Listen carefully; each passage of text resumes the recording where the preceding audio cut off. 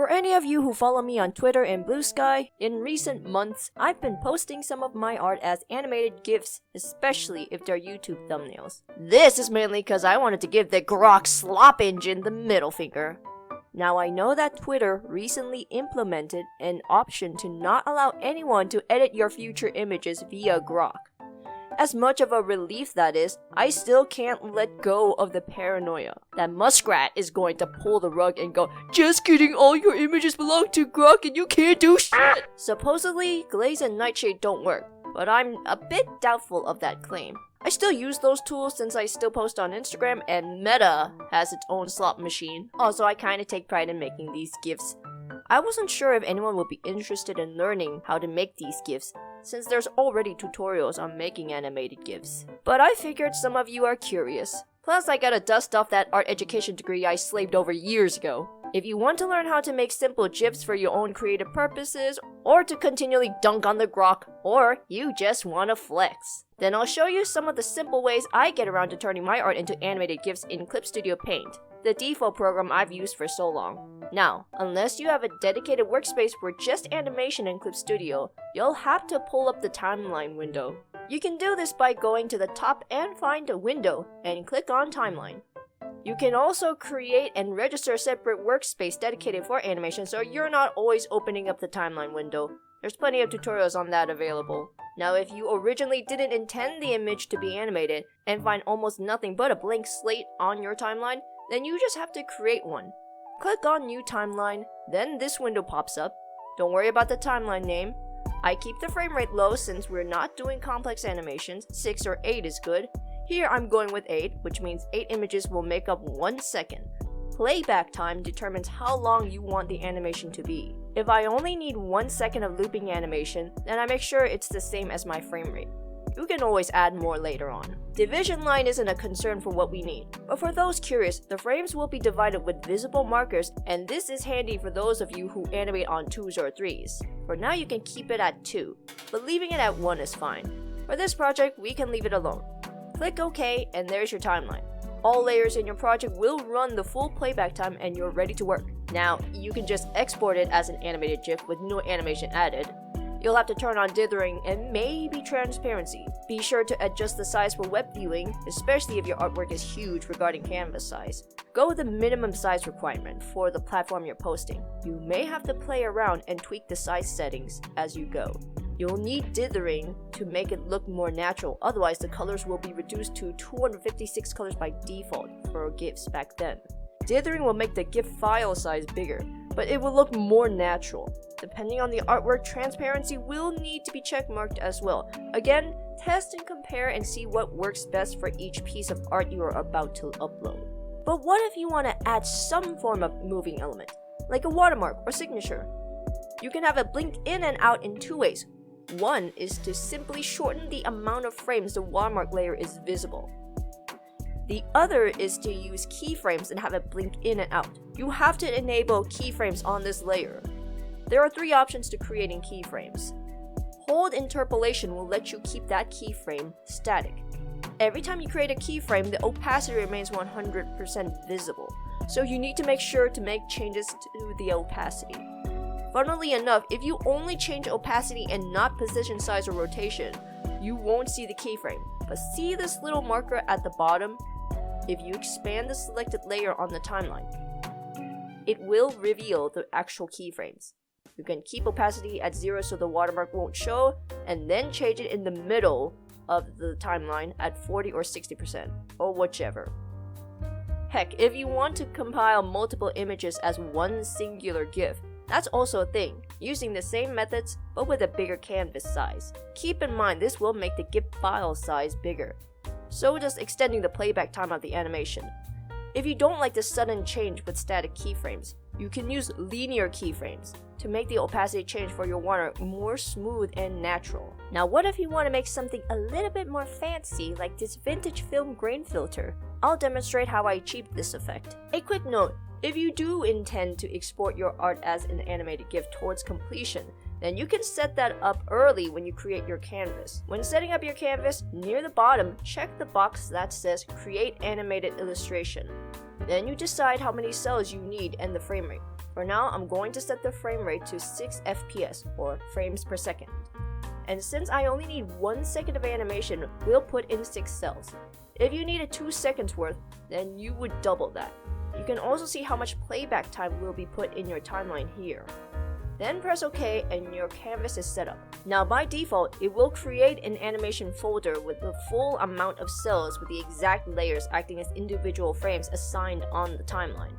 You can always add new animation folders to your project. You can delete these blank layers or leave it be. You can automatically make a new animation cell, and it will automatically add as one single layer with the assigned frame number. Depending where you place the cursor on your timeline, that's where the new animation cell will be assigned. Depending on which layer you last selected, that will determine the numbering and the naming of that animation layer. I don't always animate on one single layer because I make too many mistakes. You can create folders that act as that animation cell and assign it to the timeline. That's how Clip Studio's timeline works. You assign the layers to the timeline, otherwise it won't show up. For example, I don't want a single layer, so I added a folder, but it's named 2 by default. Just move that layer 1 into folder 2, and rename the folder to 1. Now it's assigned to frame 1 on the timeline. Now I'm going to rename that single layer 1 to grain. I'm going to create the noise texture by going to the top. Go to Filter, Render, Whirling Noise. Make your adjustments to how you see fit. I load the scale in between 4 or 6 since the default made the grains too big for my liking. Now you got a nice grain filter. Now make sure you set the entire animation folder's blending mode to soft light and lower the opacity to 40%. You can even go lower. This is easier than changing the blending mode on each individual frame and folder. You just need to change the whole animation folder. Now you can see the changes with the grain texture. Now go back to folder 1 and add a new layer within the folder. That's the layer where you'll draw those scratch marks that you see in old vintage films. Use pencils or whatever brushes of your choice. Add small lines and scratch marks. Next, you're going to make another cell. And what I do is duplicate folder 1, and by default it will make folder 2 with the same exact layers from the previous folder. But you have to make sure to assign folder 2 to frame 2. Be very organized with your layer names. Now you don't have to change the grain layer, it's the top layer with the scratch marks that need to be changed. You can always make changes and add on top. Or you can do what I do and just press backspace. Not to delete the layer, you're just clearing up what's in that layer so you can start anew. So here I made new marks and scratches, but I changed where I put them on the canvas. When you scrub back and forth between these two frames on your timeline, you can already see the noise filter moving. Heck, you can just repeat these two frames by assigning them on the timeline, and you're done. Or you can make another animation cell using the same duplicate layer method, so you can have some variety. To preview what the animation will look like, make sure the loop icon is highlighted and press play. There you go, 3 slightly altered folders, but a simple effective vintage film effect. And all it took was changing the blending mode on just one single animation folder and making adjustments in each animation cell. You can also make slight alterations in the grain layer of each cell. Doing so makes more variety and probably works best if you only intend to repeat just 2 frames instead of 3. Plus, I liked how it looked. Now another example of creating easy effects is by playing with opacity. Here's an example where I drew a Sonic OC from Bailina Productions' upcoming Sonic and Scared Stupid film.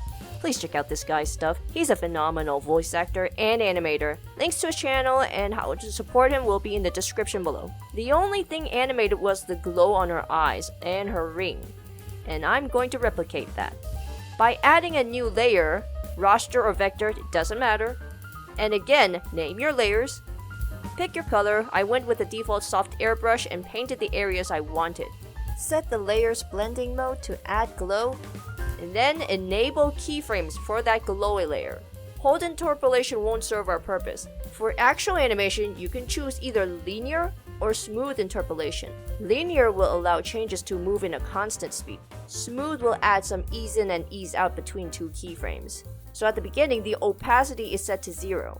And somewhere in the middle, increase the opacity to 40% or higher, whatever looks best for you. And all that's left is to duplicate the keyframe at the last frame, or to make it more seamless, you can extend the duration on that layer or object and manually set the opacity to 0. If you need to make changes, you need to turn off Enable Keyframe and turn it back after making changes. Keep in mind, while keyframes are enabled, any changes to opacity or anything else like movement, angle, sizing will automatically create some form of keyframe, so be mindful where your marker is on the timeline. Now, what if you want to move elements of the art? Same concept, you'd still have to enable keyframes, but you'll have to do some rearranging to keep everything in either a folder or an animation folder. You need to use the Operation Object tool in order to interact with a giant transformation handle the exact same size as your canvas. When you're handling the desired object, make sure to click on the edges of that transformation handle. Because if you try to click on the actual object itself, there's a high chance that the object tool will detect the topmost item in your layer stack, so you might end up moving something else entirely. Locking down all other objects on top so you don't accidentally mess with them is going to get tedious, so just make sure to click and hold the edges of the transform handle so you can start making the changes you need. And remember, while keyframes are enabled, every change made will make a keyframe by default.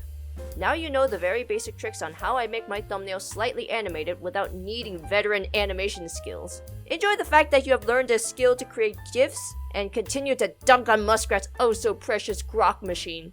And continue to do so if Twitter decides to reverse and undo protections in the future. Cause let's face it, big corpos never respected your privacy or your opinions in the first place. Now if you have an earlier version of Clip Studio Paint before version 2.1, you'll have to work around transporting any transparent GIFs or animations with a second program. Thankfully, there is a tutorial for that, but since I upgraded to version 3, I've had no problems. How did you like this tutorial? Was it helpful in any way? I never intended to make tutorials for this channel since I mainly post silly short animatics and skits and occasional music videos. If you have any suggestions for future tutorials, comment below what you'd like in the future. And I will consider if any of the sessions are worth a tutorial. And only if this video reaches at least 10,000 views. And no drawing tutorials. Seriously, there are way better free or affordable tutorials and courses available that can teach you to draw nowadays. Y'all are so lucky. We didn't have any of that in my time.